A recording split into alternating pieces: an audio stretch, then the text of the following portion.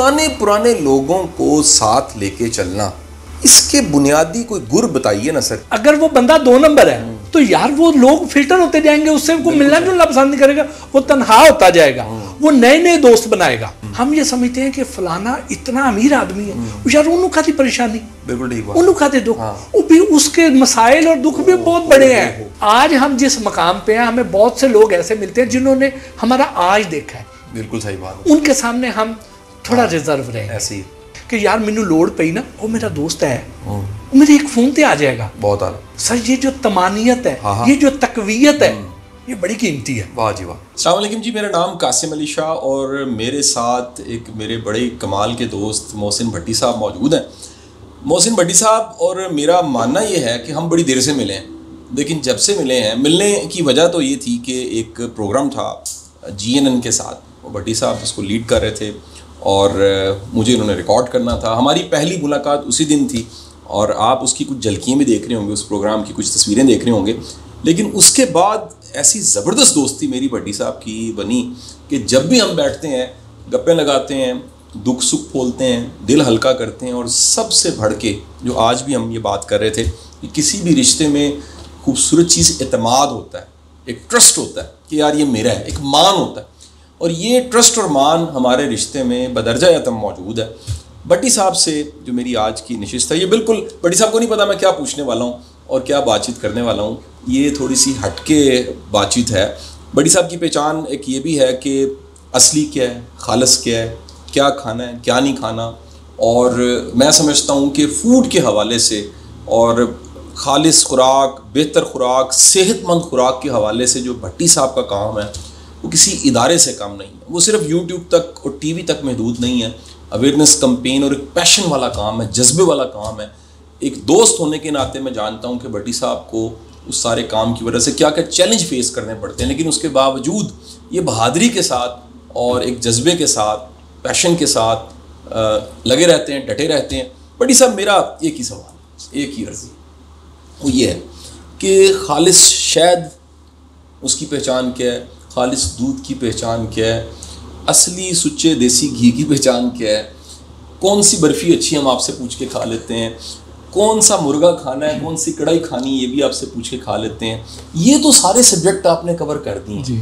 मैं जानना चाहूँगा कि इतनी दुनिया को मिल के आपको पता लगा है कि खालिस बंदे की पहचान क्या है, सुच्चे बंदे की पहचान क्या है, असली जो नगीना है जिसको कभी मिस नहीं करना चाहिए, उसकी पहचान क्या? ये बंदों की पहचान को भी आपने जाना है। शाह जी, आपने बड़ा ही मुनफरिद सवाल किया है।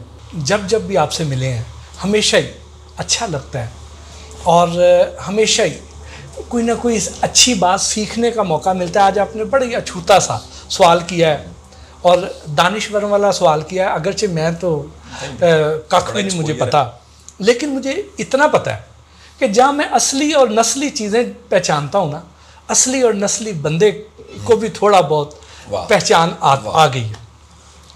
वो ये है, मुझे ये लगता है, मैं ये समझता हूँ, देखें हम गुनाहगार लोग हैं, हमारे अंदर 100 खामियाँ हैं, अल्लाह ताला पर्दे डालता है।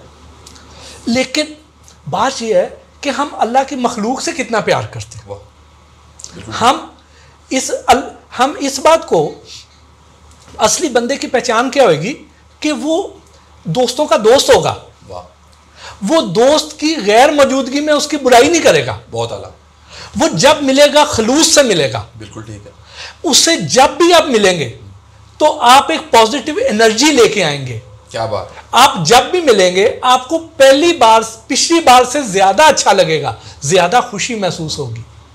जैसे ही आप एक कमरे में हम बैठे हैं, यहां दरवाजा खुलता है, एक बंदा एंटर होता है, जब तक वो हमारी टेबल तक पहुंचता है हम उसके बारे में एक राय कायम करते हैं। ठीक है, अभी वो बोला नहीं है, अजनबी है, हम उसके बारे में एक राय कायम करते हैं और उस राय की बुनियाद पे उसके साथ हमारा अगला रवैया होता है फिर कि हमने उसे कितनी गर्मजोशी से मिलना है, हमने खुश्क सा मिलना है, हमने बड़ी मोहब्बत से मिलना है। ये उसने इतनी से लम्हे में हम महसूस करते हैं, नोट करके, ऑब्जर्व करके हम फैसला करते हैं। अब वो क्यों फैसला करते हैं? क्योंकि उसके हर इंसान के अंदर से ऐसी शुआएं निकलती हैं, ऐसी रेज निकलती, वाइब्स निकलती, वो वाइब्स हमें बताती हैं जो नज़र नहीं आ रही हैं, लेकिन वो हमें बता रही हैं। देखें कि कई लोग होते हैं वो ज़िंदगी में आपको मिलते हैं, आपको देख के ना उन्हें खाम खा अच्छा लगता है, आपको प्यार आता है, बिल्कुल ठीक है। और कोई बंदा होता है वो मिलता है आपको जहर लगता है वो बंदा। ठीक, कुछ भी नहीं किया होता, कुछ भी नहीं उसने किया, अभी तो उसने हमारे साथ कुछ किया ही नहीं, लेकिन उसके अंदर की कमीनगी, उसकी खबासत, उसकी नेगेटिविटी वो चीख चीख के बता रही है। बिल्कुल सही। सिर्फ देखने वाली नजर होनी चाहिए। बिल्कुल ठीक। तो यही हाल असली और नस्ली बंदे का है कि उसे मिले तो आपको अपनाइयत महसूस हो, आपके दिल में उसके लिए प्यार जागे, इज्जत जागे। सही। ये आपके अंदर की अच्छाई जो है ना जी, वो बताती है। तो यही हम बेशक पहली बार मिले थे, लेकिन शाह जी आपको अल्लाह पाक ने एक मकनातीस बनाया, अल्लाह की मेहरबानी जी। और हम जैसा जो लोहे का पोर चोर है ये आपके साथ चिपकता चला जाता है। भट्टी साहब आप खुद मगनातीस हैं। अच्छा, एक सवाल ना ये मुझसे भी पूछा जाता है, मैं आपसे इसलिए पूछ लेता हूँ, ये बहुत बड़ा मजमून है कि बाज़ औक़ात हम किसी के साथ चलते हैं और धोखा हो जाता है, या पता लगता है कि यार बीच चौराहे के छोड़ के चला गया। आम जिंदगी की बात कर रहा हूँ, इसको मैं सिर्फ सिनफ नाजुक से मोहब्बत तक की बात नहीं कर रहा, ये पूरी ओवरऑल लाइफ की बात कर रहा हूँ। तो ये जो हमारी पहचान होती है, क्या वो गलत साबित होती है? क्या वो लर्निंग होती है? बर्दाश्त और दरगुजर और माफ़ी किस हद तक आपके ख्याल में होनी चाहिए? नहीं तो अकेले ही हो जाएंगे, हमें तो नहीं लोग मिलेंगे, आखिरकार पता लगेगा बंदा ठीक नहीं है, फिर छोड़ा, किसी और को अपनाया, वो ठीक नहीं है, छोड़ा। बर्दाश्त ज़र्फ़ किस हद तक होना चाहिए? और आपके ख्याल में ये मैच्योरिटी कि जो हमने परसेप्शन बनाई थी वो ठीक है, ये कब पुख्ता हो जाती, कब आ जाती है? अच्छा, मेरा ये ख्याल है ये होता है बिल्कुल ऐसे ही होता है जैसे ये डे टू डे लाइफ में हर बंदे के साथ होता है। मैंने जो अभी तक सीखा है इसमें वो ये सीखा है कि मैंने मुख्तलिफ बातें, मुख्तलिफ आदात और मुख्तलिफ हुलिये, मुख्तलिफ शक्लें, वो मैंने अलहदा उसे कैटेगराइज किया। अच्छा, फाइलें बना ली हुई, फाइलें बनाई हैं, वो अंदर सेव है। हाँ। अच्छा, अब ना होता ये है, इतने बार धोखे खाए, लर्निंग हुई, सीखा पब्लिक डीलिंग से, ठोकरें खा के, तो समझ आई कि यार अगर ये बंदे ने ये काम किए हैं ना, तो इसका मतलब ये है कि ये आगे जाके भी ना ऐसे करेगा। उसके बारे में थोड़ा ट्रेंडिंग देख के ना उसके बारे में थोड़ा मोहतात हो जाए। बिल्कुल ठीक है।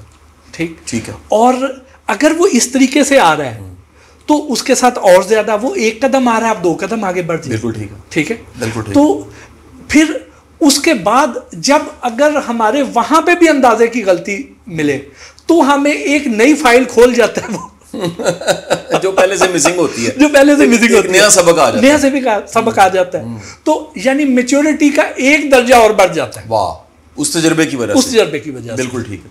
बट ये सब मैंने देखा कि आपके पुराने दोस्त हैं और हमें ये सादत भी हासिल है कि भट्टी साहब, मेरे कई ऐसे दोस्त, हमारे इकट्ठे दोस्त भी ऐसे मुश्तरका कॉमन फ्रेंड्स बड़े हैं, बड़े पुराने दोस्तों के साथ भट्टी साहब निशिस्त करते हैं, मैं भी निशिस्त करता हूँ। ये पुराने लोगों को साथ लेके चलना, इसके बुनियादी कोई गुर बताइए ना सर। देखिए, कोई सुनने वाला जानना चाहेगा कि वो बंदा जो असली शहद का बता देता है और असली दूध का बता देता है, खालिस कह लीजिए खुराक का बता देता है, और आज उसने खालिस बंदे की भी पहचान बता दी, क्या मोटे असूल अपनाने चाहिए ताकि हमारे रिश्ते बचे रहें, सेफ रहें और तादेर चले? शाह जी, जब हम वो असली और नस्ली बंदे की पहचान बता रहे थे, उसमें एक जुमला और ऐड कर दें। वो ये है कि जो बंदा अपने रिश्तों को निभाता है, जो दोस्ती लंबा अरसा चलाता है, जो दोस्त गवाता नहीं है, वो असली और नस्ली बंदा है। बिल्कुल ठीक, बिल्कुल ठीक है।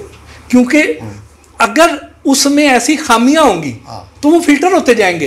बड़ा आला। अगर किसी बंदे के दोस्त 20 साल 50 साल पुराने हैं ना, उसकी एज के हिसाब से देख लें, तो इसका मतलब यह है कि बंदा एक नंबर है। वाह, क्या बात है, बड़ी आला बात है। अगर वो बंदा 2 नंबर है तो यार वो लोग फिल्टर होते जाएंगे, उससे उनको मिलना जुलना पसंद नहीं करेगा, वो तन्हा होता जाएगा, वो नए दोस्त बनाएगा। बिल्कुल ठीक है। ठीक है, ये जो शॉर्ट टर्म का है जी, यानी काम लिया और साइड पे की और आगे निकल गए, ये अप्रोच बड़ी नेगेटिव है। नेगेटिव है, वो एक्सपोज होता जाता है और लोग उससे दूर होते चल जाते हैं। बिल्कुल ठीक है, बिल्कुल ठीक है। तो यहां पर भी अगर आप उसको निभा कैसे सकते हैं कि अगर आप मुखलस हैं, सच बोलते हैं। देखिए, इंसान पे अच्छा बुरा वक्त आता है, ऐसे ही है जी, ठीक है। ठीक, अगर आप किसी के मुश्किल वक्त में उसकी नेकी को याद रखते हैं, अगर आप मुश्किल में हैं, आप पहुंच नहीं पाए हैं उसकी मदद को, ठीक है, उसकी तवक्कुआत पर पूरा नहीं उतर सके हैं, आप कहीं ऐसे फंसे हुए थे, लेकिन आप अपने दोस्त को बता तो दें कि यार मैं आना चाहता था, मैं ये करना चाहता था, लेकिन मेरे बस में नहीं था, मेरी ये मजबूरी थी। वो भी अगर मुखलस होगा तो आपकी मजबूरी समझेगा। बिल्कुल ठीक है, ये बड़ी आला बात है कि इन्फॉर्म करना चाहिए। आपको लगता है ये कम्युनिकेशन जो है, इब्लाग जो है रिश्तों में और बिलखसूस दोस्ती के रिश्ते में इब्लाग बहुत ज़रूरी है? बहुत ज़रूरी है, बहुत। शादी सिर्फ दोस्तों में नहीं, घर पे माँ बाप के साथ, बच्चों के साथ, बेगम के साथ, आपको हर चीज़ आपको क्लैरिटी से बता देनी चाहिए। बिल्कुल, आप उनसे प्यार करते हैं तो भी इजहार करें। हम ये जो घुटे रहते हैं ना, हमें खाम खा की एक ईगो आ जाती है कि पता नहीं हम इजहार करेंगे तो छोटे पड़ जाएंगे। नहीं, आप उन्हें बताएं, उसका एहसास दिलाएं, उन्हें यकीन दिलाएं। अगले बंदे का दिल बड़ा होता है, सही, हमें भी तो अच्छा लगता है अगर हमें कोई ये कहे, सही, तो क्या दूसरों को नहीं अच्छा लगता? बिल्कुल ठीक है, तो ये हमें बताते रहना चाहिए। बिल्कुल सही। बट ये सब एक बात जो मैं उसको बताना चाहूँगा, क्योंकि तस्वीरों में नहीं आपको अंदाज़ा होगा, जो तस्वीरें हम चंद दिन पहले की हैं, मेरी भट्टी साहब की और कुछ दोस्तों की, हम जो इकट्ठे बैठते रहे और तस्वीरें भी खींचते रहे, वो आपको नज़र आ रही हैं, उससे तो नहीं अंदाज़ा होगा। लेकिन मैं आपको बता दूं कि जितने क्या के हम लगाते हैं, जितने हाथ पे हाथ हम फेंकते हैं, और जितना हम इंजॉय करते हैं, जितना लतीफ़ों को इंजॉय करते हैं, और जितना हम मोमेंट्स को इंजॉय करते हैं, जितना फूड को, रोटी को इंजॉय करते हैं, मैं आपको बता नहीं सकता। मेरे एक दोस्त हैं, उन्होंने एक दफ़ा हम इकट्ठे थे खान बाबा पे, उन्होंने शाम को जब वो खाने से उठे और चले गए और 2 घंटे बाद उनकी कॉल आई, उन्होंने कहा शाह साहब मेरी 10 दिन की स्ट्रेस ख़त्म हो गई है, मैं इतना स्ट्रेस में था, ये जस्ट गप लगाने से। अच्छा भट्टी साहब, ये खुलना, हर एक के सामने बंदा खुल नहीं सकता, नहीं खुल सकता, क्या नहीं लगा सकता, ये जो खुलना है ये बड़ा रिस्क टेकिंग लगता है। कई लोगों ने ना अपनी हंसी भी दबा के रखी होती है, उन्होंने अपने अथरू भी छुपा के रखे, उनको बंदा नहीं मिलता जिसके सामने वो रो सकें, अपना दर्द बयान कर सकें। ये जो खुलना है और खुलने का जो रिस्क लेना है, ये रिस्क लेना कब मुमकिन है, कहाँ यकीन आ जाए कि यार इसके साथ खुला जा सकता है? शाह जी, ये दिल बताता है। अच्छा, ये दिल बताता है। आप देखें कि बहुत से लोग ऐसे हैं, मैं कई ऐसे बड़े बड़े सरमायादारों को जानता हूँ जो कहते हैं कि यार भट्टी साहब आपसे बात करनी थी, गप लगानी थी, ठीक है, कई दिन हो गए मैं हंसा नहीं, ठीक है। अच्छा, इतना स्ट्रेस है जिंदगी में, हम ये समझते हैं कि फलाना इतना अमीर आदमी है, यार उन्होंने खाती परेशानी, बिल्कुल ठीक बात, उन्होंने खाते दुख, वो भी उसके मसाइल और दुख भी बहुत बड़े हैं, बिल्कुल सही, ठीक है। उसको पता है इतने करोड़ों का माल वहां फंसा हुआ है, मेरे पास हजारों बंदे काम करते हैं, मैंने उनके सैलरियां कैसे पूरी करनी है, ठीक। तो उसके मसाइल भी हमारे से ज्यादा बड़े हैं, उसके वसाइल भी ज्यादा है तो मसाइल भी बड़े हैं उसके। बिल्कुल ठीक है जी। तो अब ये जो लाफ्टर थेरेपी होती है, ये बड़ी कीमती है। ये जो है, ये आप हर जगह कर नहीं सकते हैं। बिल्कुल, जहां आपका दिल मिलेगा, जहां आपको ये डर नहीं होएगा कि यार ये जो लोग है ना हमारे मिजाज के नहीं है, मिजाज के, हाँ, क्योंकि बदकिस्मती से हमारे से बहुत से लोग एक मसनूई जिंदगी गुजारते हैं। हाय हाय हाय हाय, उन्होंने अपने ऊपर एक मैच्योरिटी का, एक सीरियसनेस का, एक मुदब्बराना एक लिबादा ओढ़ा होता है, ठीक।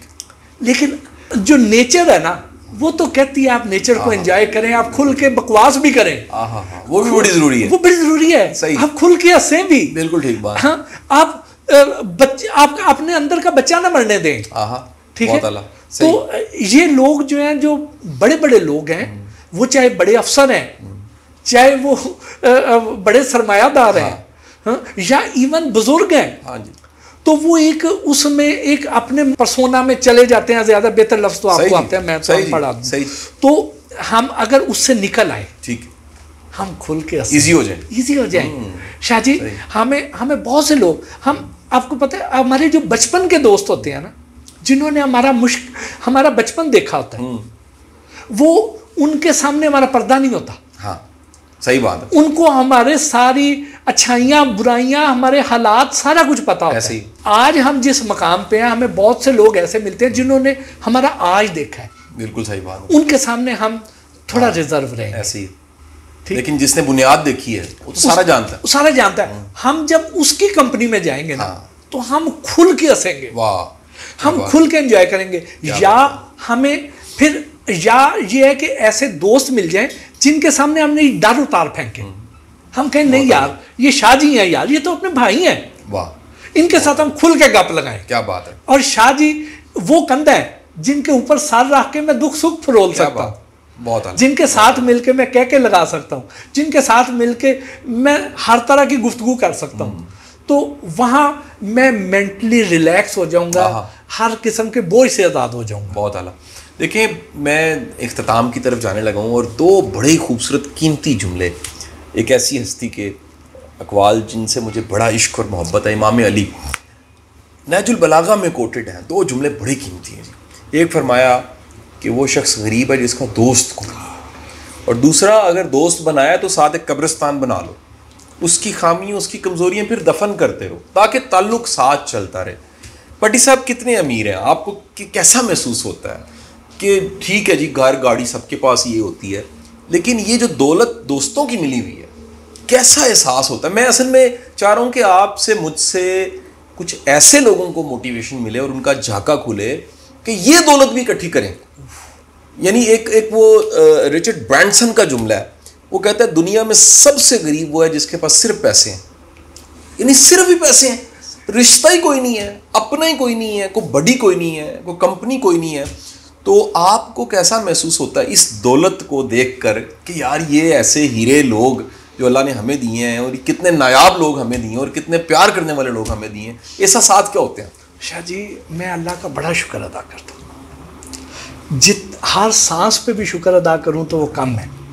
मैं बहुत खुश नसीब हूँ कि मुझे ऐसे अच्छे दोस्त अल्लाह पाक ने अता फरमाए, आपकी तरह के प्यार करने वाले, जिनके साथ मुझे कोई झिझक नहीं होती है। ऐसे ऐसे दोस्त हैं, हम महीनों ना मिलें लेकिन हमें हर वक्त ये एहसास होता है कि यार मैनू लोड़ पई ना, वो मेरा दोस्त है, मेरे एक फ़ोन पे आ जाएगा। बहुत आला।